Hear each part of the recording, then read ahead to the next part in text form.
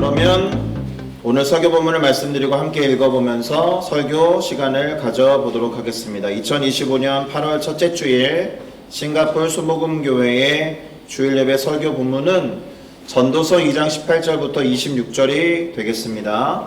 다 같이 전도서 2장 18절에서 26절을 다 함께 읽어보도록 하겠습니다.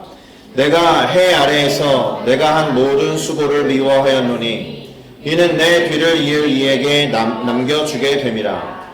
그 사람이 지혜자일지 우매자일지야 누가 알냐마는 내가 해 아래에서 내 지혜를 다하여 수고한 모든 결과를 그가 다 관리하리니 이것도 헛되도다.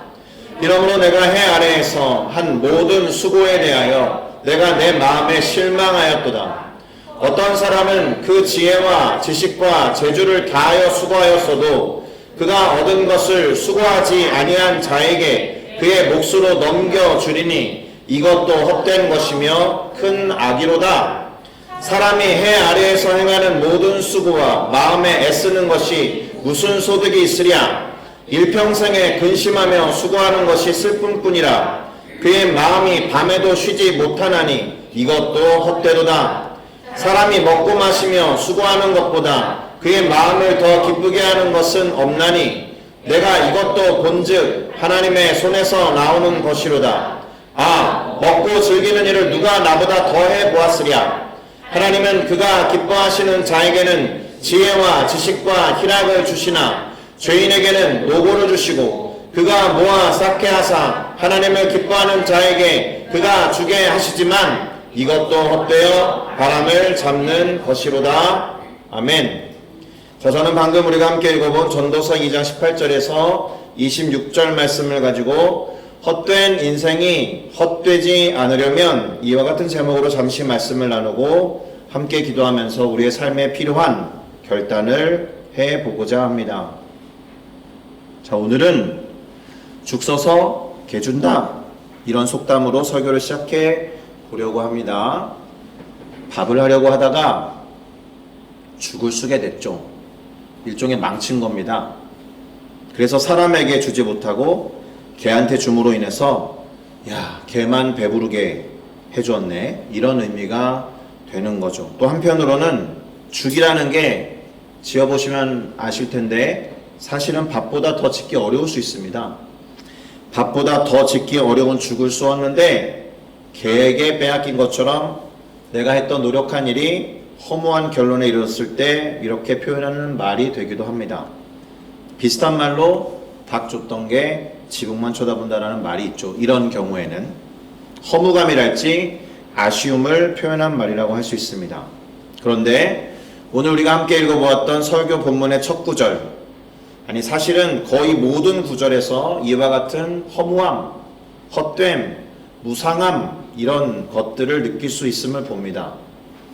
본문을 기록한 이 성경 저자가 어떤 감정에 속해 있었는지 한번 살펴보면서 나아가 보도록 해보겠습니다. 오늘 설교 본문 전도서 2장 18절을 한번 보시죠. 이렇게 기록되어 있습니다. 내가 해 아래에서 내가 한 모든 수고를 미워하였노니 그 이유는 내 뒤를 이을 이에게 남겨주게 됨이라. 일단 오늘 본문을 기록한 분께서는 자신의 삶을 거의 마감하는 단계에 이른 것 같아요.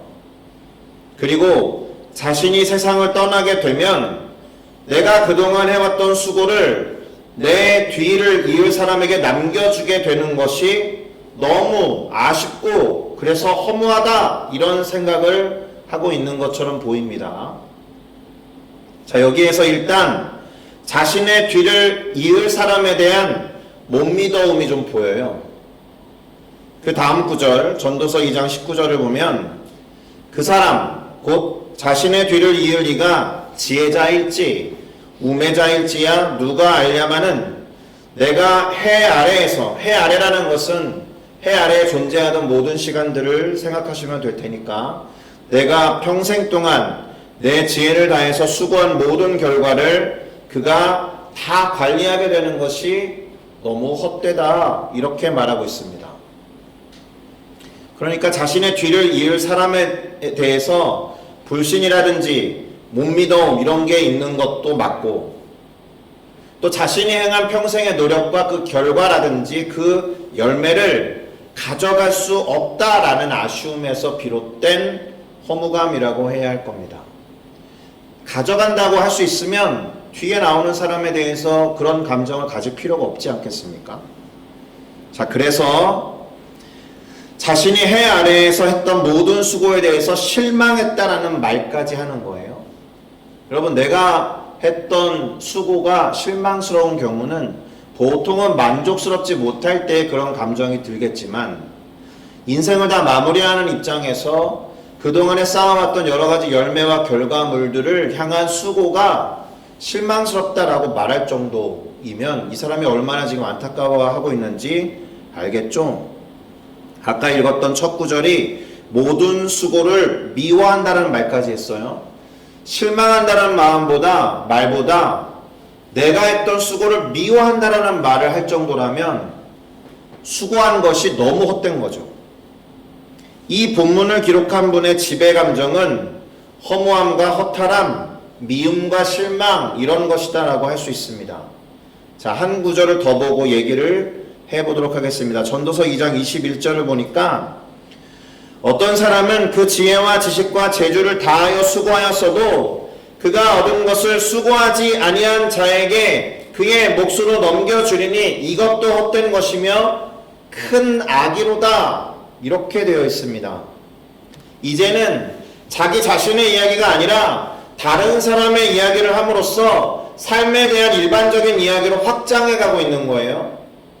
지혜와 지식과 재주를 다한 수고가 그렇게 수고하지 않은 사람에게 결과와 몫으로 넘어간다고 하니까 내가 했던 수고가 얼마나 헛되게 다가오겠습니까? 심지어 그렇게 되는 상황을 뭐라고 표현했어요? 큰 악이다 라고 이야기할 정도였다라는 겁니다. 그런데 이렇게 적어놓고 보니까 사실은 이해가 많이 되고 공감이 돼요. 이게 인생을 마치려고 할 때의 감정이라면 야, 무슨 그거를 큰 악이라고까지 표현하냐 이런 생각이 들기도 하겠지만, 그리고 뭐 자신의 수고를 미워한다고까지 하는 게 좀 이해가 되지는 않겠지만, 그게 아니라 자신이 한 수고와 노고를 고스란히 드러내서 수고도 하지 않은, 자신처럼 애쓰고 노력하지도 않은 사람에게 그대로 넘겨준다라고 된다면 헛되다라는 생각과 함께 불합리하다, 이거는 불공정하다, 정의롭지 못하다라는 생각이 들 법도 하죠. 그야말로 큰 죄, 큰 악이다라고 말하고 싶은 거예요. 우리가 살아가는 사회에서도 등쳐먹고 사기를 치는 사람들을 보면 이렇게 말할 수 있잖아요. 어떤 사람이 평생 모아서 헌신해서 얻은 결과를 누군가는 너무나도 쉽게 등쳐먹고 뺏어가면 너무 불공평한 거 아닙니까? 너무 큰 죄악 아닙니까? 이렇게 말할 수 있는 거예요.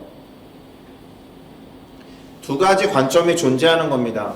자신이 평생 했던 수고와 그 결과물을 자신의 뒷세대에게 남긴다라고 할 때면 약간 좀 좁은데 이런 생각이 들지만, 내가 수고하고 평생 모았던 것을 수고도 하지 않은 사람에게 마치 빼앗기듯 넘긴다라는 것은 큰 죄에 해당한다라는 두 가지 이야기가 공존하면서 인생에 대한 허무함을 표현하고 있는 거예요. 예를 들어서 모든 수고를 다해서 얻은 것을 의미가 있고 가치가 있는 일을 위해서, 그러니까 수고하지 아니한 자가 아니라 자신만큼이나 열심히 살아가는 이에게 그것을 맡길 수 있다라고 하면 그거는 헛되지 아니하고 실망스럽지 아니하며 큰 악이 아니라 오히려 큰 선함이 되겠죠. 맞습니까? 실제로 그런 분들 계시지 않습니까? 평생 모은 재산을 장학금이나 후원금으로 여러 재단에 기부를 하고 삶을 마감하는 분들이 계세요. 그러면 그런 분들이 지금 이 전도서를 기록한 기록자처럼 막 그런 감정을 표현하겠습니까? 아깝다, 헛되다 이런 생각 안 하시겠죠. 그런 분들은. 그렇죠? 그러니까 오늘 구절을 기록하신 분은 이와 같은 이야기를 통해서 더 말하고 싶은 것이 있다라고 생각해 봐야 돼요. 이런 이야기가 막 실망스럽고 헛되다라는 이야기가 성경의 중간에 떡하니 들어가 있다는 거는 그런 극단적인 표현 너머에 뭔가 다른 이야기를 하고 싶어서, 뭔가 본질적인 이야기를 하고 싶어서 그런 표현을 썼다라고 보셔야 한다라는 거예요. 그 다음 구절, 전도서 2장 22절에서 23절을 읽어보면서 과연 이분이 이야기하려고 하는 본질적인 이야기가 무엇인지 접근해 보도록 하겠습니다. 전도서 2장 22절부터 23절에는 이렇게 기록되어 있습니다. 사람이 해 아래에서 행하는 모든 수고와 마음에 애쓰는 것이 과연 무슨 소득이 있으랴? 이렇게 묻죠. 이 말은 인생의 모든 수고와 마음으로 애쓰는 것이 참으로 더덥고 허무하다는 말을 하는 겁니다. 일견 이해가 되고 과연 그럴까 이런 생각이 들기도 할 겁니다. 일평생에 근심하며 수고하는 것이 슬픔뿐이기 때문에 그래서 그 마음이 밤에도 쉬지 못하니까 더더욱 헛되고 허무한 것이 아니냐 이렇게 말하고 있는 것과 같아요. 일평생 동안 근심하며 수고하는 것이 슬픔뿐인 이유는 밤에도 쉬지 못하고 그 슬픔 때문에 고초를 겪고 잠을 못 이루니까 얼마나 헛되겠습니까?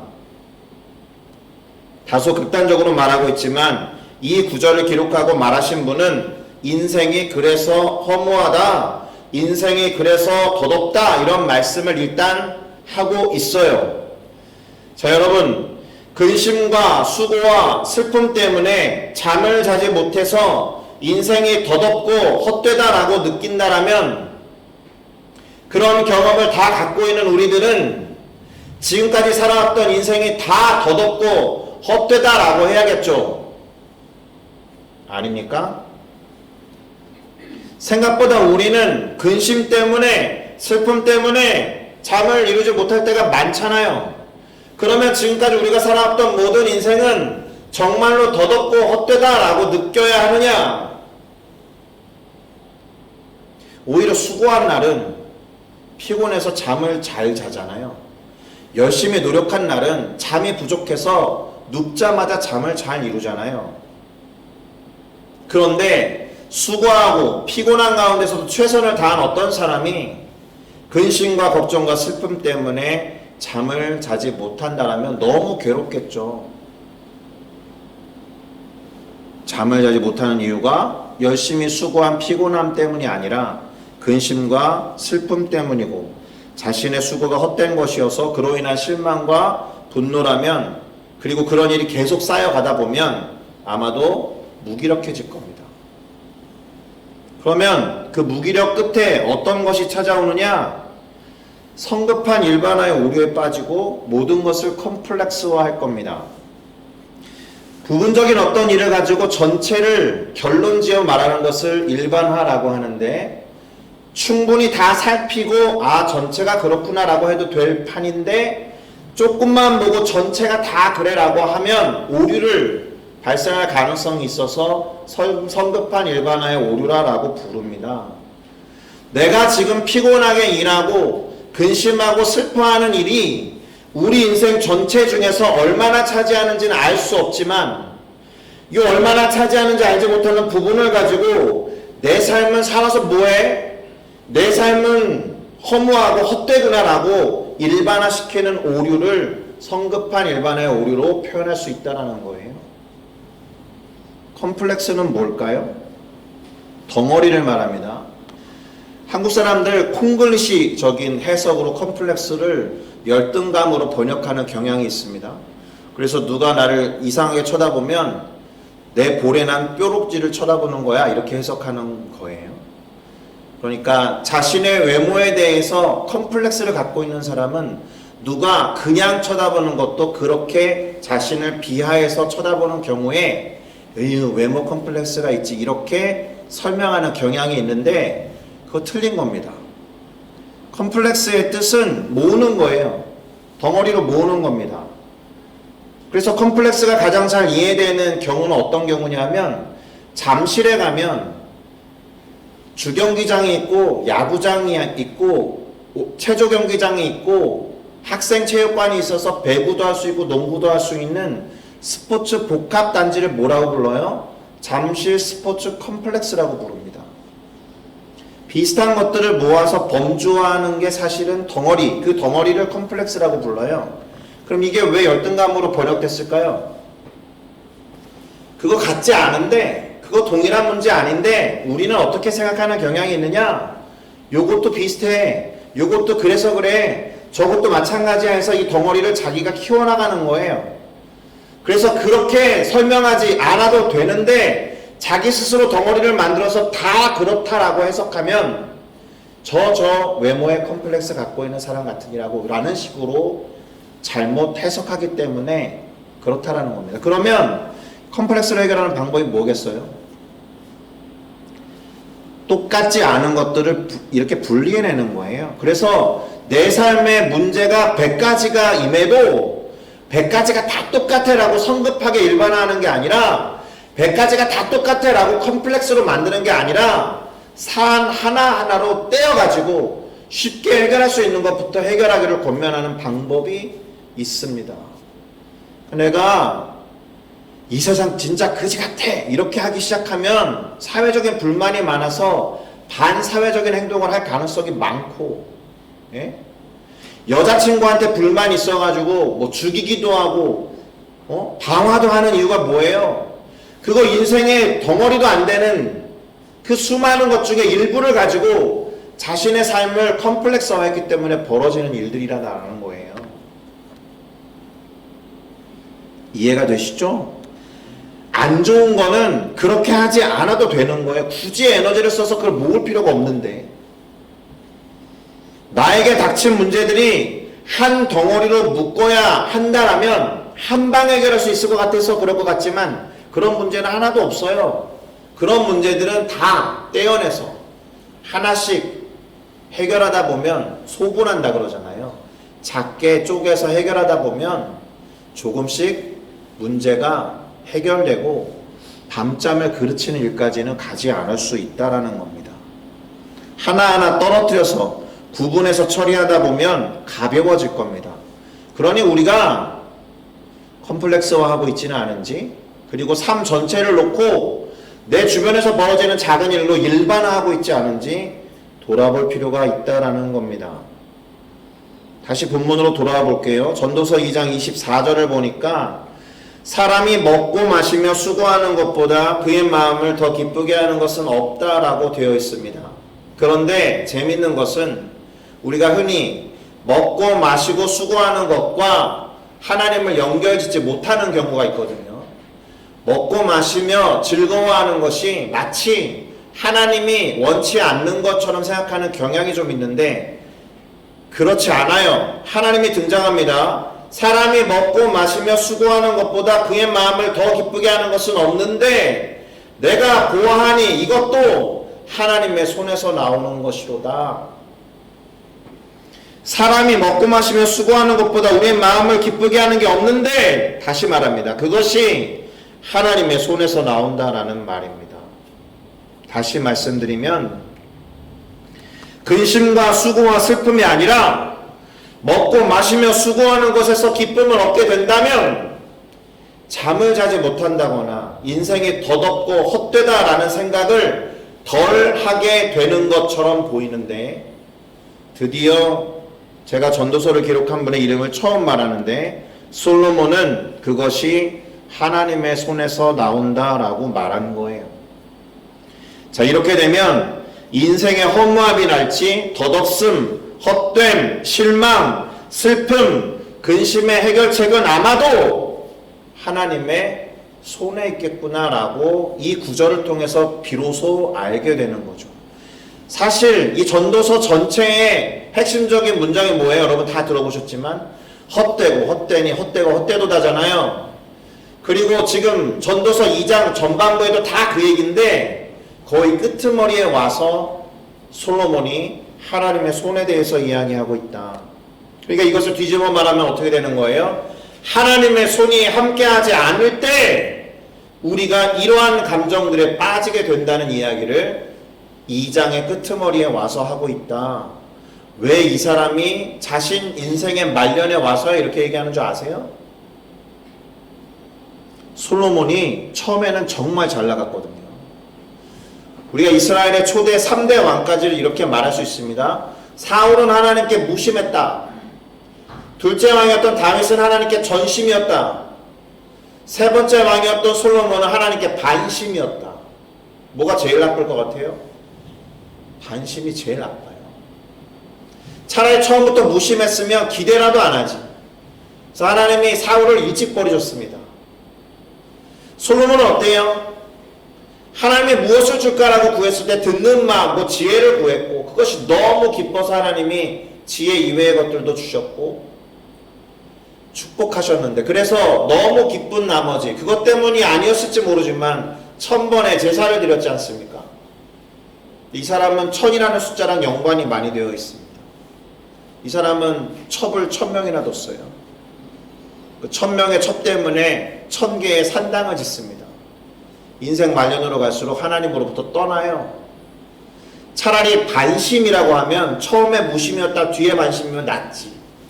처음에 전심인 듯 하다가 뒤에 하나님으로부터 완전히 떠난 그 즈음에 그래도 다행스럽게 모든 즐거움과 기쁨이 하나님의 손에서 나온다라고 말할 수 있어서 사실 개인적으로는 다행이다 싶은 겁니다. 오늘 설교 제목, 헛된 인생이 헛되지 않으려면 어떻게 되어야 하느냐, 결론부터 말씀드리면 하나님의 손이 함께해야 한다라는 겁니다. 할렐루야. 솔로몬 이야기를 계속 잠깐 해볼 텐데, 이스라엘 역사에 있어서 솔로몬만큼 초전성기를 구가한 왕은 없습니다. 온갖 부귀영화를 다 누려본 인물이에요. 솔로몬을 정점으로 이스라엘의 역사는 다 기울어져 갔습니다. 아버지 다윗이 최대의 영토를 확장해 놓은 상태에서 온갖 성벽과 큰 건축을 행했던 사람입니다. 큰 토목 사업을 하면서 오늘날로 치면 고용을 엄청 창출한 거죠. 다른 나라들이 범접할 수 없는 강력한 나라를 만든 인물입니다. 오죽하면 솔로몬에게 줄을 대기 위해서 주변의 나라들에서 공주들을 또는 왕실의 유력한 가문의 딸들을 첩으로 보냈다라는 거예요. 그래서 1000명이에요. 물론 이것이 그로 하여금 하나님을 향한 마음에 변심이 찾아오게 된 이유가 되기도 했지만, 어찌됐든 솔로몬은 최고의 전성기를 구가하고 모든 것을 다 누렸다라는 점에서 이 사람이야말로 다 누려본 사람이 야, 헛되고 헛되도다라고 말한다라면 들을 만한 겁니다. 인생이 얼마나 허무하고 헛된지 솔로몬과 같이 모든 걸 다 구가해보고 다 누려본 사람이 말한다라면 믿을 만한 겁니다. 실제로 설교 본문 2장 25절 거의 끄트머리에 그는 이렇게 말했죠. 먹고 즐기는 일을 누가 나보다 더해 보았으랴. 이렇게 말하고 있을 정도로. 그러니까 이런 사람이 그렇게 말했다라면 진짜 그렇기는 한 모양이다 이렇게 생각할 법하다. 자, 이제 마지막 구절을 한번 읽어보고 설교를 마무리하는 작업으로 넘어가 볼 텐데 26절입니다. 제가 읽어드릴게요. 하나님은 그가 기뻐하시는 자에게는 지혜와 지식과 희락을 주시나 죄인에게는, 반대로 말하면 하나님이 기뻐하시지 않는 자에게는, 이런 뜻이겠죠. 노고를 주시고 그가 모아 쌓게 하사 하나님을 기뻐하는 자에게 그가 주게 하시지만, 그래서 이것도 헛되어 바람을 잡는 것과 같다. 조금 더 이해하기 쉽게 다른 버전으로 읽어드리겠습니다. 표준 세번역은 이렇게 기록합니다. 하나님이 마음에 드는 사람에게는 슬기와 지식과 기쁨을 주시고 눈밖에 난 죄인에게는 모아서 쌓는 수고를 시켜서 그 모은 재산을 하나님 마음에 드는 사람에게 주시니 그 죄인의 수고도 헛되어서 바람을 잡으려는 것과 같다.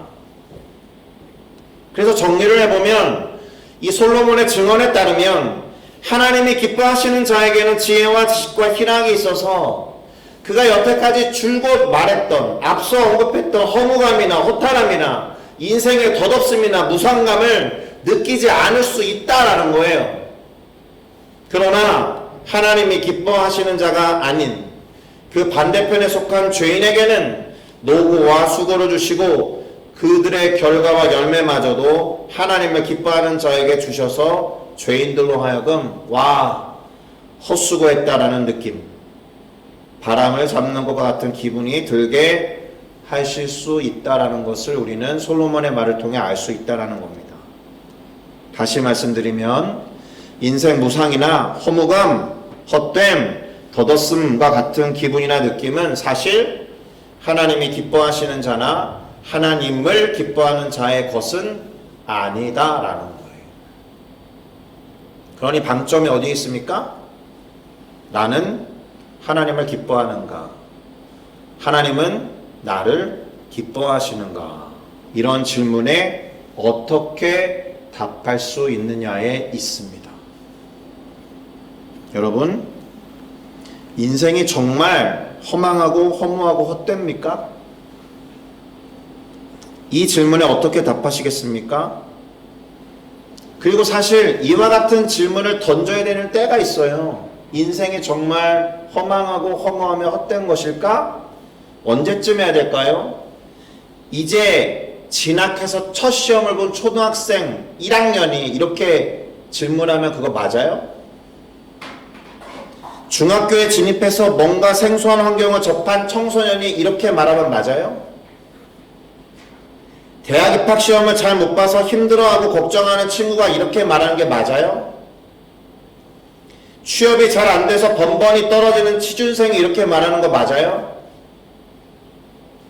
결혼하고 싶은데 잘 안 되는 경우 이렇게 던져보는 질문이 그 정도 즈음에 합당한 질문이에요? 인생의 시기적으로?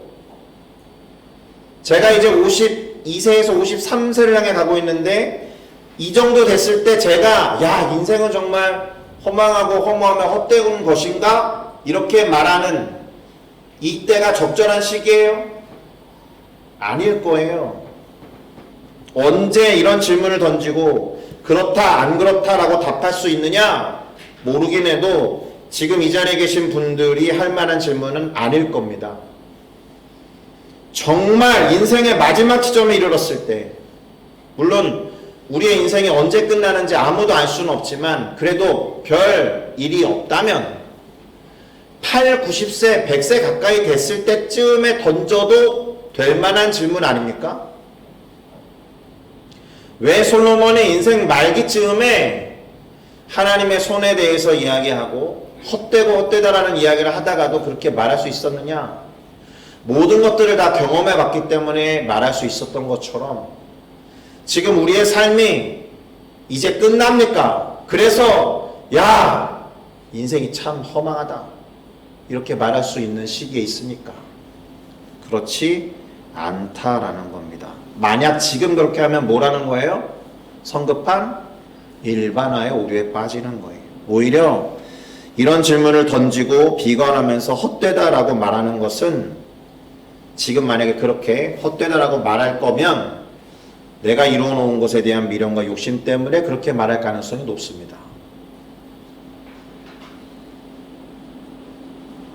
그것을 어떻게 써야겠다라고 또 어떻게 값지게 남겨두고 가야겠다라고 확실하게 모를 때 저 정도 이야기를 할 가능성이 있습니다. 결론인데요. 오늘 설교 제목이 뭐였습니까? 헛된 인생이 헛되지 않으려면 여기였습니다. 그에 대한 대답을 먼저 해보면 이렇게 됩니다. 첫째, 인생은 원래부터 헛된 것은 아니었다라는 거예요. 그걸 알아야 됩니다. 하나님이 우리를 헛된 삶을 살라고 지으시지 않으셨다라는 거죠. 처음에 창조하실 때부터 이유와 목적을 띠고 태어나게 하셨으니까요. 모든 인류를 향해서 분명한 목적과 명령을 주셨습니다. 헛된 삶을 살 거면 아무 목적 없이 태어나게 하셨겠죠. 원래 우리의 인생이 헛되지 않았다. 그러면 이 말은 무슨 뜻이 됩니까? 헛된 인생이 된 거에는 이유가 있겠다. 뭐겠습니까? 죄의 결과라는 거예요. 솔로몬이 아까 말했듯이 해 아래서 했던 모든 수고가 그렇게 수고하지 않았던 사람에게 전가되고 넘어가는 것은 큰 죄다, 큰 악이다라고 말할 정도로 허무한 인생이라고 느끼는 것은 사실 죄의 결과입니다. 그러니 왜 헛되다라고 생각하고 느끼는지 이유를 분명히 아셔야 하고 이 말은 하나님을 내가 기뻐하지 않는 상태에 있거나 또는 하나님이 내 삶을 기뻐하시는 상태라고 확신할 수 없을 때 찾아오는 게 맞을 겁니다. 그러니 결론적으로 셋째, 하나님의 기뻐하시는 자와 하나님을 기뻐하는 자가 되어야 한다라는 게 오늘의 결론입니다. 제가 어떻게 구체적으로 해야 되는지를 말씀드릴 수는 없습니다. 그런데 이것 하나는 구분하셔야 됩니다. 하나님을 기뻐하는 것과 하나님을 기쁘시게 하는 것은 분명한 차이가 있다. 하나님을 기뻐하는 것은 그 기쁨이 나에게 있는 것이고 하나님을 기쁘시게 하는 것은 그 기쁨이 하나님께 있다는 겁니다. 그런데요, 하나님, 저는 하나님이 참 기쁘고 즐거워요 라고 말하면 그분도 우리를, 그렇게 말하는 우리를 기뻐하실 겁니다. 사실은 같은 말인데 조금 구분이 필요한 겁니다. 여러분, 하나님을 기뻐하셔야 합니다. 먼저.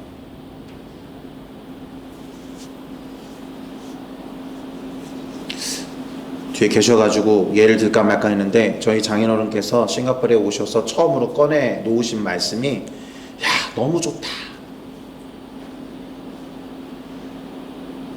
따님을 뵙고 사위를 보는 것도 거기에 포함되겠지만 싱가포르를 좋아하세요. 그 싱가포르 인격체면 싱가포르도 우리 장인어른을 좋아할 겁니다. 그럼 존경을 하려고 그러네, 싱가포르를. 네.